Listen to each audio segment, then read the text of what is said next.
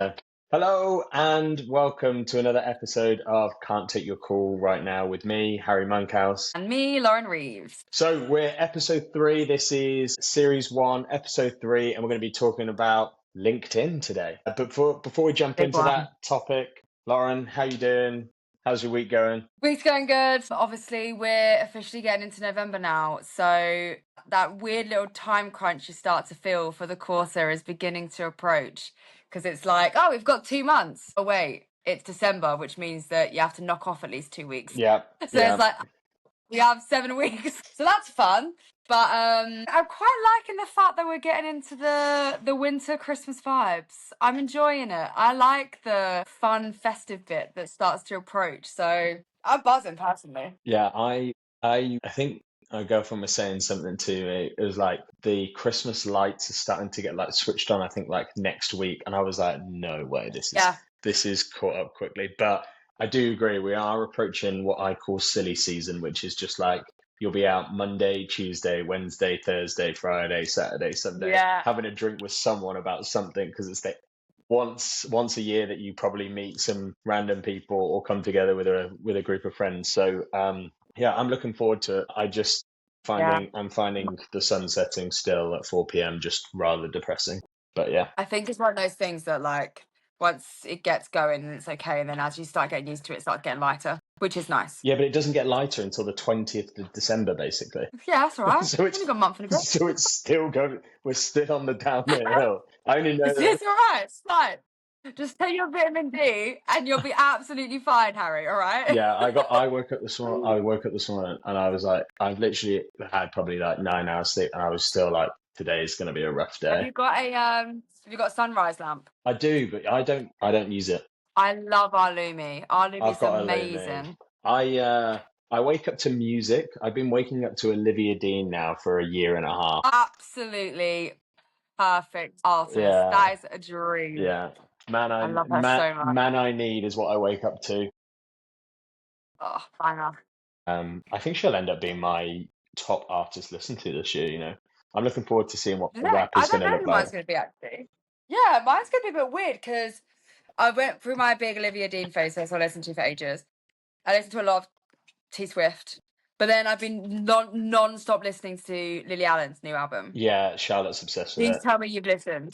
I haven't fallen in love with it yet, but all I can hear in the other room is Pussy Palace on. Oh my god, it's fucking elite. Have you listened to the whole thing from start to finish? No, I know the premise, but I'd say That's where you're going wrong. what I will admit, right, about music, for me, it's all about the melody. Because with my dyslexia, me understanding what people are saying, I've been singing songs for years. I have never, ever put the sentences together to understand what they mean. I know them by memory, not because I understand what's being said. So I think there's like sometimes I'll sing something and I'll be like, that's that. And I'll be like, what? I didn't even realize that was what the song was about. Like I sit here with the lyrics now up on Spotify so that I can start to understand what songs are about. So I find that probably the reason I haven't fallen in love with it is because it's quite a complex storytelling album. And I think it's a journey. Whereas I don't feel like that's my type of music. I feel like I like nice melodies that I don't really understand. The melodies are still banging though. That's the thing. It still sounds good. I haven't given it its time yet, so maybe I need to do that. Yeah, okay. From start to finish. Give it a good listen. Okay, so a nice segue from Lily Allen to LinkedIn. Yeah, the two big lils. Connection request, note or no note? I don't think it matters. I genuinely don't think it matters. I think if you have something genuine to actually say, like put a note. Like if you genuinely are going to add value in that note, put it. If you don't have anything other to say than like, hey, I can see you're also in ecom, then what's the point? Yeah. So do you know what I mean? Like that's kind of where I stand. So it's a really interesting debate that I just don't think needs to be debated. So having known a lot of people that either worked at LinkedIn or still work at LinkedIn, teeters between 51% one way and 51% the other way. So it's never swinging the right way. I think I look at it in two different parts. I think if you're trying to draw attention to something, very similar to how I use a voicemail, hey, Laura, I'm just giving you a call about X thing. It's blah, blah, blah, calling from blah, blah, blah company. Yeah. I'll send you over an email. That's to point me to the email. You could use Yeah. LinkedIn in the same way. I'm pointing you to look at my email. But oh man, people that try and sell in their notes, I'm just like, fuck off. Like, honestly, some of the notes that like they will be like these massive, like obviously they've done all the word count, like the character count that you can get is 222. stupid. Yeah, it makes no sense. It's stupid. But I swear at one point there was rumored they were going to get rid of the note anyway. Yeah, I do remember that. I think I might. I mean, obviously I didn't. think I might have been part of that rumor. I think you probably were. Yeah, I sounds like probably something you would say. yeah, it definitely was. Anyway, let's move past that. Hopefully LinkedIn aren't listening. I think one of actually, do you know what? I think one of the biggest culprits for using LinkedIn poorly are like CEOs, founders trying to raise investments and stuff like that. Or like these like ad agencies and stuff like that. I can't tell you how many people ping me with like crap like, hey, can see you're an angel investor, want you to, shall I send you my deck? No. Like there's nothing about me in it. Yeah. So like I think I am quicker to make assumptions on whether I would like you in my network based on your message, rather than if you, let's say you don't send a note, I look at two key things. I either click into your profile, look where you work, are you someone of interest? Are you maybe the same field, or do you have a good amount of mutual connection? If you've got I'm exactly the same. If you've got 100 plus mutual connections, you're immediately getting accepted, unless I think you're a bit of a plonker based on your profile, or you're just someone who connects with everyone under the sun, and I'm like, you add zero value to me. But I think that's the way that people should be looking at it. And then, but I think, are we both agreeing that LinkedIn is underutilized as an outbound platform? 100%, because I think that too many people treat LinkedIn like another form of email. So they just send these big fat messages in mail, and then when they connect, forgetting that like LinkedIn, although people go on about the fact it's a work platform, it's social media. Like it's still seen as social media. You've got a profile, you've got your picture, you do a bio. It's a type of social media. If you get sent, and I say to my reps all the time, I'm like, if you were to get sent a massive paragraph on Instagram, are you reading that? No. And they're like, no. And I'm like, exactly. So why are you doing on LinkedIn? It's exactly the same. It's going into their DMs, they get a notification on their phone screen. If you're sending a massive message, they're not going to read it the same way as they wouldn't on their Instagram or their TikTok or any other social media platform. So you have to treat it like that. Try and just have a bloody conversation. Hey, can see you're head of ecom over at Thingy. Do you mind if I ask you a quick question? Yeah, quite curiosity. 9 times out of 10, they say yes, because they're curious. We're human beings. They just want to know. So I think, yes, too many people are treating it like email. I think that too many people are scared to post on LinkedIn or really like give it a good crack because there's a profile picture, because it's more personable in comparison to like email and even the phone. The phone, they don't know what you look like. They don't know what your name really is. Like you're still a stranger. Whereas LinkedIn, it's like, boom, that's your face. That's you. And people, again, are too scared to actually put the work in on LinkedIn because of the association with their actual selves. So yeah, I think that I see far more bad on LinkedIn than I think I see good. Yeah, I'd agree. There's a lot of people that still haven't figured it out, or like you said, treat it very similar to email. You raised an interesting point there, right? Around like building a brand. How important do you think it is building a brand to get the most out of LinkedIn? I think it's really quite important. I think you don't necessarily have to have thousands of followers and posting every day, but are you connecting with people, having conversation, engaging with people's content? That still is utilizing LinkedIn, and that is still creating a personal brand of yourself, because you are becoming known via comments and resharing, etc. If you're not doing anything like that, then you're not utilizing the platform, especially as a salesperson. Or most of your prospects, not all, but most of your prospects are going to be on that platform, look like a human being and not just a generic salesperson that's on there. I totally appreciate that not everyone wants to go on LinkedIn and post every day or every week. It's not their thing. I get that. They don't want to put a photo. Fine. I understand all of that.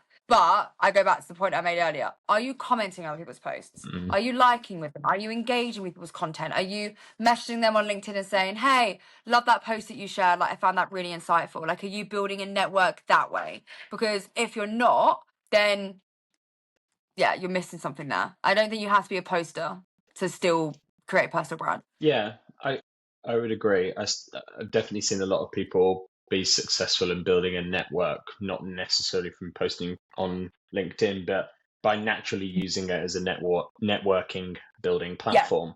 I think I was watching a couple of TikToks this morning actually around kind of LinkedIn. Now, what I thought was really interesting is some guy who I believe works with LinkedIn was talking about if you post consistently every day for 12 weeks, you become in the top 1% of content creators on LinkedIn, which is crazy because it's the most underutilized platform, but has one of the largest amount of users.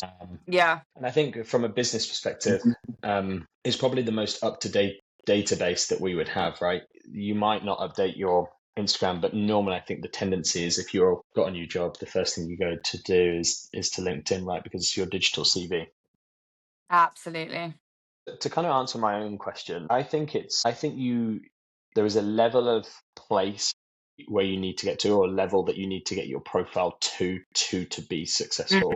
So I always talk to every time I go into a BDR team or someone that is new to LinkedIn. I think the first thing I noticed under 500 connections. So if you're under 500, it tells you how many connections you've got. If you get over 500, you're 500 plus, which means me and you are 500 plus. So you need to get over 500. I think the sweet spot to kind of get started is that 1,000, 2,000 mark. And the easiest way to do that is if I was starting again today from zero, I would do basically three things.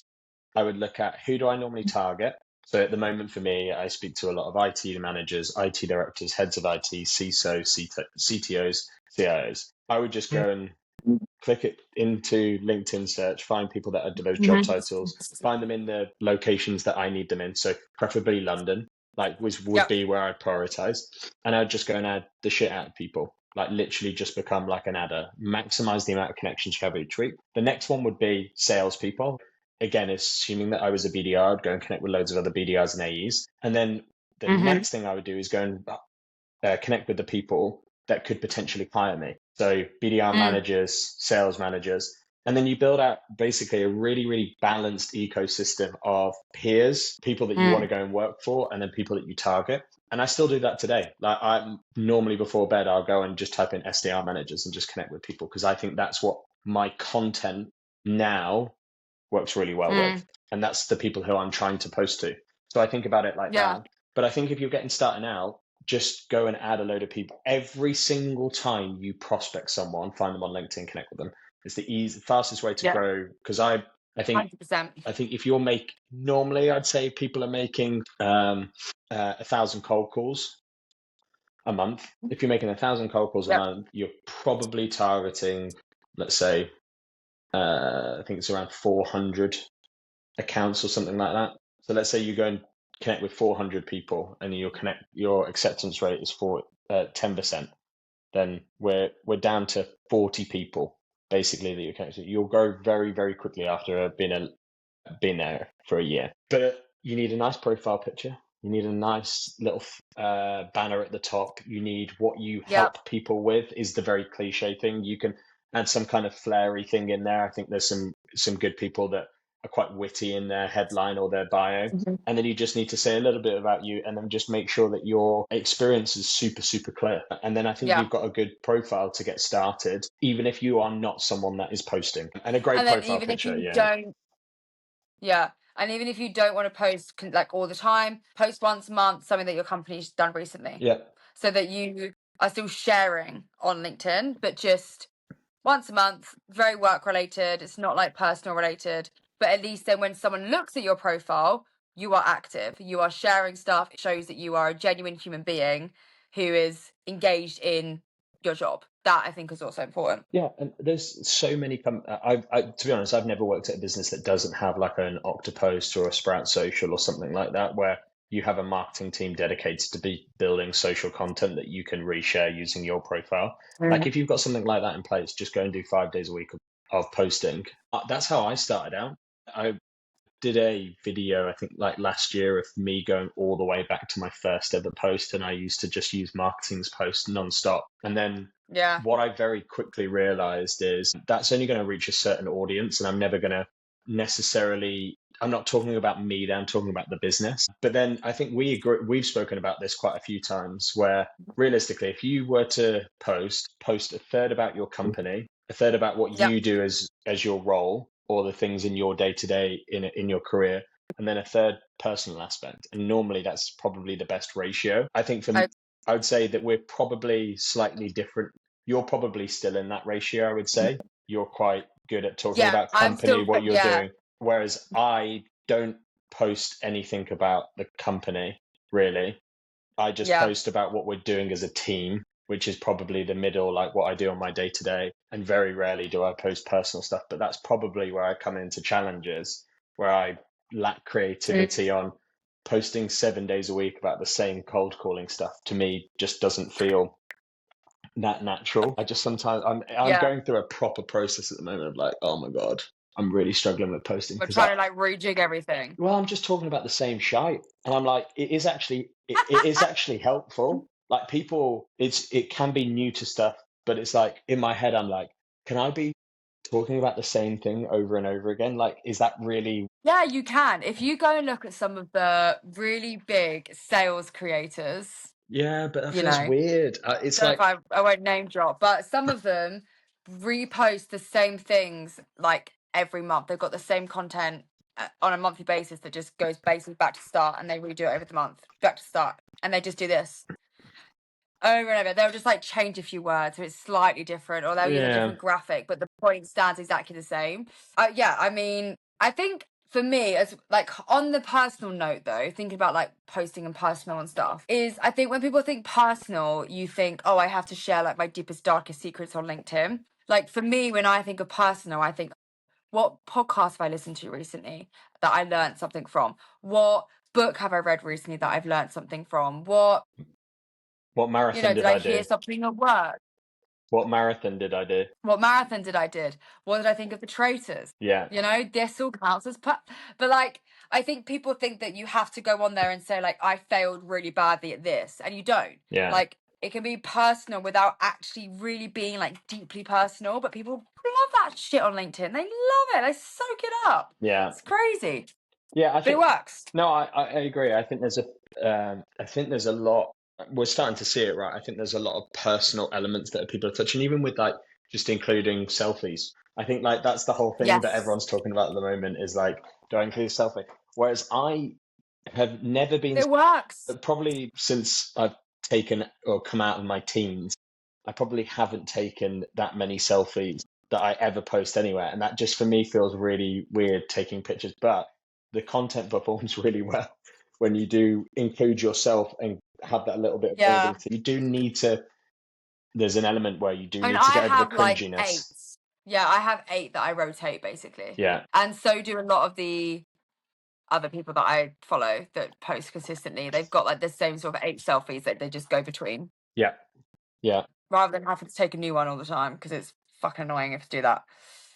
But it works. I don't know why, but I think it just picture a person catches someone's attention. I agree. And obviously, so a selfie's there, boom, you've caught their eyes, then they're going to start reading the post, see what it's about. Agreed. So we've discussed that it's important to kind of build a brand or at least have a presentable brand to execute on LinkedIn. How do you think about using LinkedIn as a channel then for actually creating opportunities? I think the biggest thing that I see fall down with LinkedIn amongst like my reps and like other reps is they don't follow up enough. I think that people think with LinkedIn, you message once. If they don't reply, then you can never message them again. And that's not true.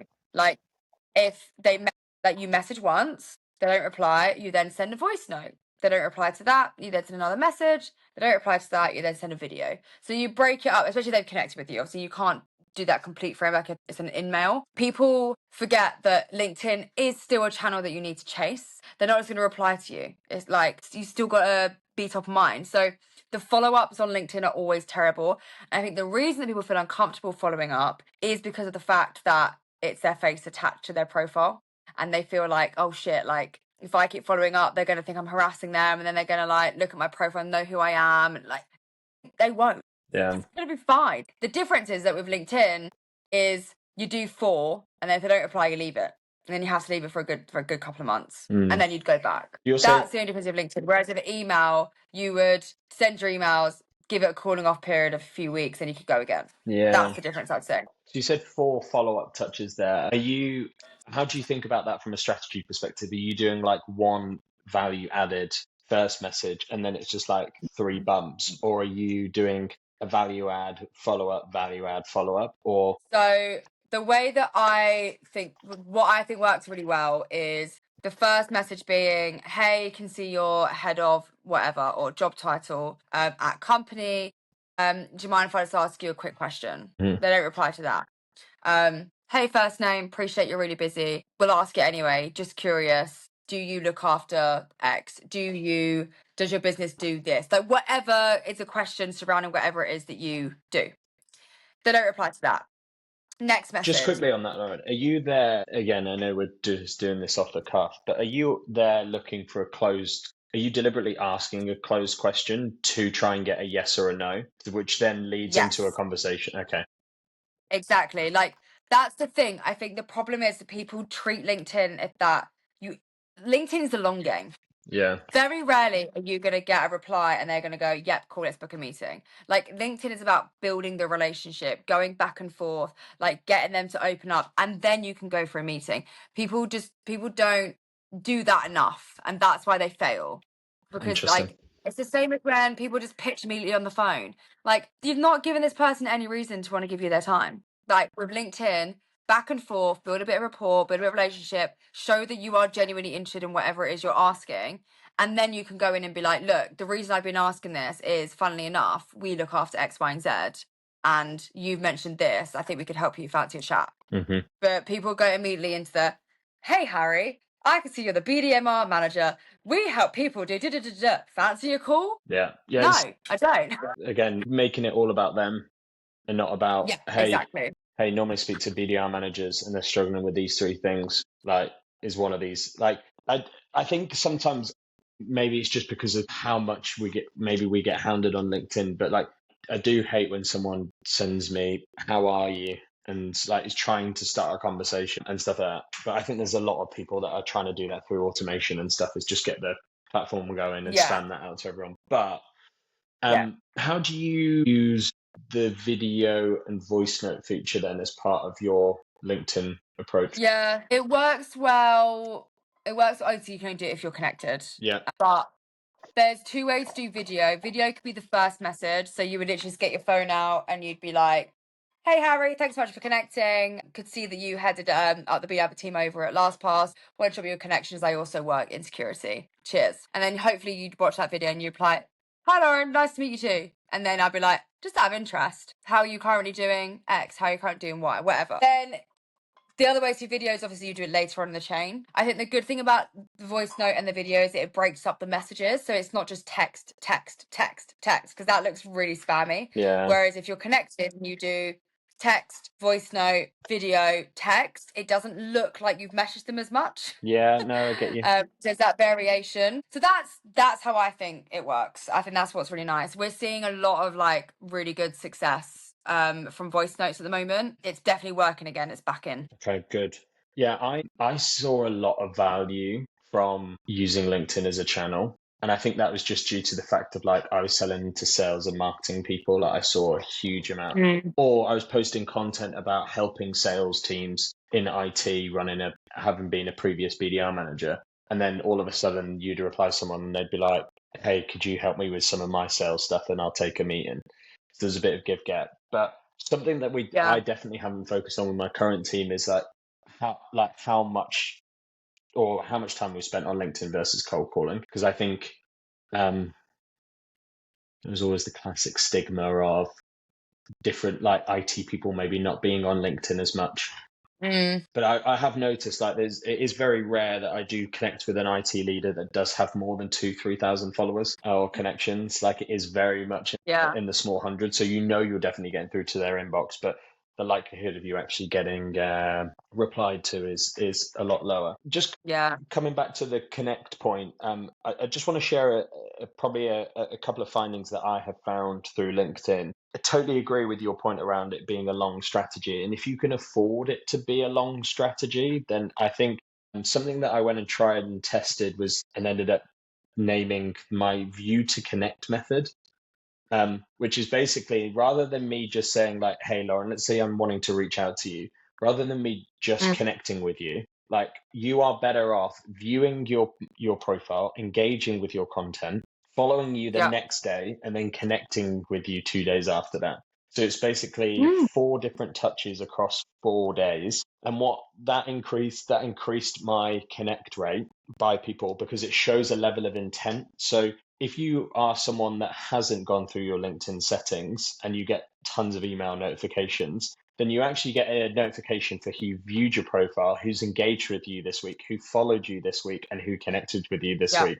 So if you do all of those, you get added to all 4 of those notifications. Plus, you get a notification, I think, for being a top profile interested in them. Then you become like a person that they will probably recognize, and that increases your Mm. acceptance rate within the first week. Um, Yeah. and Nice. and I've done that. And then another thing that everyone needs to start conning on to spend at least one morning every month and go through and withdraw every single connection request that you ever send to clear that Yeah. out. Makes such a difference. But I go through that once a month. I'll probably have about 1,000 people that didn't accept my connection request a month, and I will just So go that's the through them. difference. I don't really add that many. I don't do the connects the way that you do. It's I'm interesting. I just spam people because I know that I want people in my network, and I want. So yeah, at the moment I look at it in a couple of. I'm wanting to connect with as many BDR managers as possible because I feel that my content is catered around that.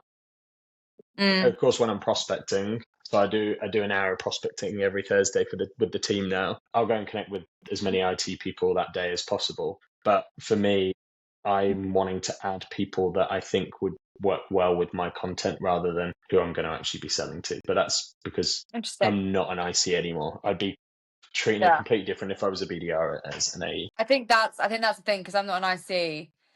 It doesn't occur to me about going and like connecting with all these people because I'm not going to be sliding into their inbox and then trying to have a conversation to potentially book a meeting.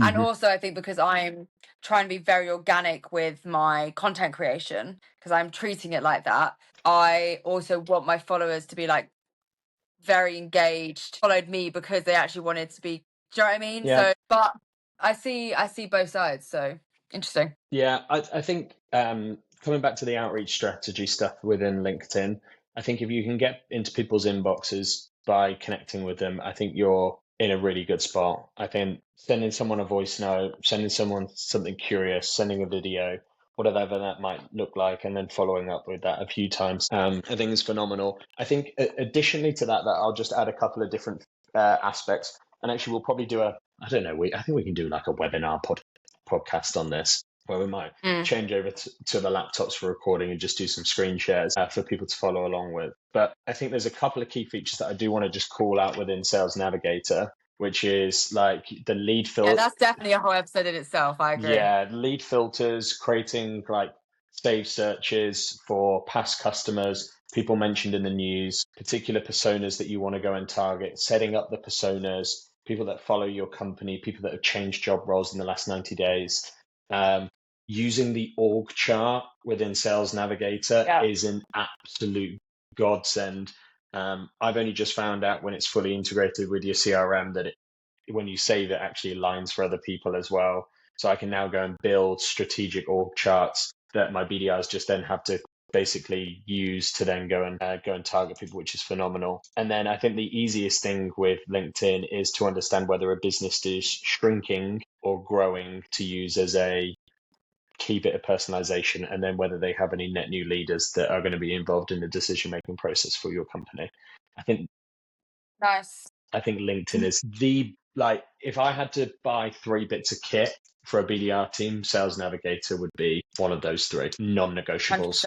Yeah, 100%. And then I'd say my top things for people to take away is you don't have to be posting every day to be able to create a good personal brand and good network on Yeah. LinkedIn. You know, are you connecting? Are you commenting? Are you engaging elsewhere? Don't treat LinkedIn like email. Like, think about the type of message you send. Treat it like a conversation. Know that it's a bit more of a long game, bit more of a few more messages over a few weeks rather than just pitch that. Terrible. And your point about just make your profile look good. You don't have to, again, you don't have to want to be a content creator, but just make your profile look nice. And then either way, you'll probably be sound. Yeah, I've got one final thing, Lauren, that I did really want to ask you, and Go on. again, it's more, this is for you, a question for you rather than it is for me. What do you think some of the differences or points that you are different for women on LinkedIn versus being maybe a guy?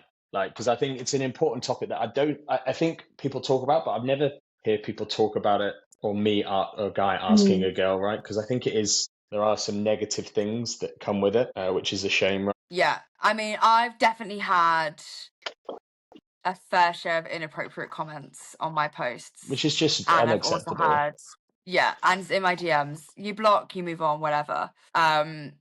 Which men don't get. And like, I've also seen the whole, oh, selfies don't work for men. They do. Some of the best creators 100%. post pictures of themselves and they're a man. So that's complete bullshit. I think it's because people don't like the fact that when women post a selfie, it's because they also look probably pretty fit and they look good and they look nice and they've, you know, got makeup on there. So they decide that women, like, it works better for women because women are pretty. Well, no, that's not true because I've seen men with far better engagement that post selfies. That's just internalized misogyny. I think there's a different expectation. Like, I feel with my content, I can't be too blunt. I can't be too like tongue in cheek. Yeah. Like, you know, those people that post purposely to create a bit of rile to like get the engagement. If me as a woman does that, if I as a woman do that, then I'm more likely to get a lot of men in my comments calling me stupid and being quite nasty. Whereas if a man does that, people will probably back him up. Yeah. And that's a big difference that I see as well. It's definitely one of the better platforms to be a creator because it's a work platform. So where you work is attached to what you're commenting. Yeah. So it definitely is far better. But there's definitely differences. But then at the same way that I would also, I think it's fair to say that it probably is a bit easier to get a more viral post as a woman if you do post a really good photo. Yeah.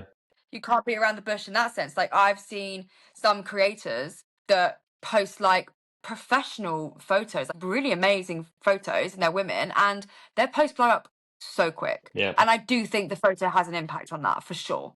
So there's definitely an element of that. I'm not saying there isn't, but the whole argument is not completely true. But yeah, that's what I would say is the biggest things I see. Yeah. Well, I think it's a totally valid point. I think it's a weird one, right? Because I think LinkedIn has also been known as this like professional business platform, but I do think we are starting to see, because content creation is coming to LinkedIn, that we're starting to see some pretty big content creators show that personal aspect, which makes it more like people are like, this isn't face. But like it is moving in that direction, because at the end of the day, people are buying from people, and that human element does build a layer of trust very quickly. I still think at the end of the day, you've just got loads of creeps regardless, right? Where women do just get it a little bit harder. Yeah. But I think I still think there's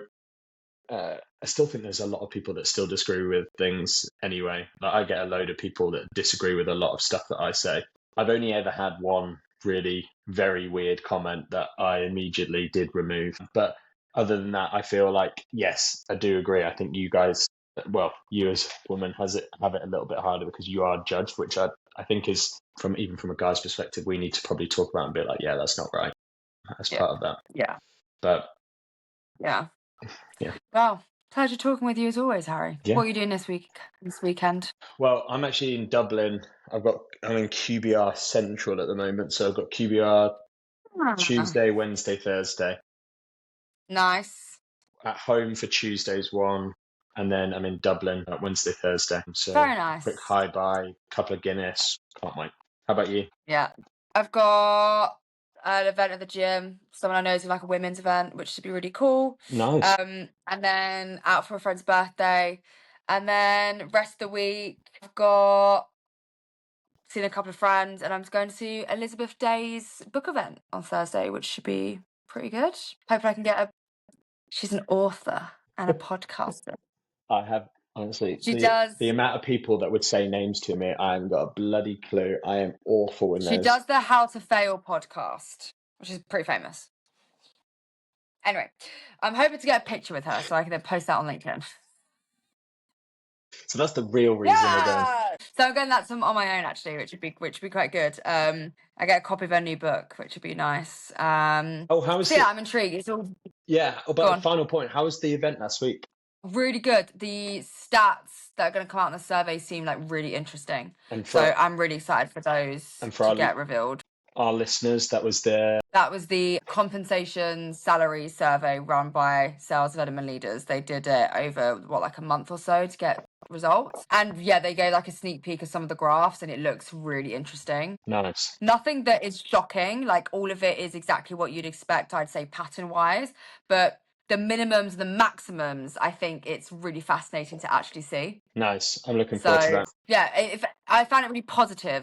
If anything, it's showing, BDR managers are getting paid more, which is nice. Good. I think we're finally starting to get what we deserve. Yes. Yay! Give me more money. We're never going to say no to that. Absolutely not. So lovely. Well, thank you, Harry. We'll do a whole session on sales nav as well. Yeah, we need to. You love sales nav. I know. I actually had a meeting with LinkedIn, and I was with my account manager, and I was like, mate, do you need any training? I was like, mate, I've got you covered. I've got a training program for this stuff. I'm fine. Cool. Yeah. Well, look, Lauren, have a good week, and I will speak to you on the next podcast soon. Yep. See you later, mate. Bye.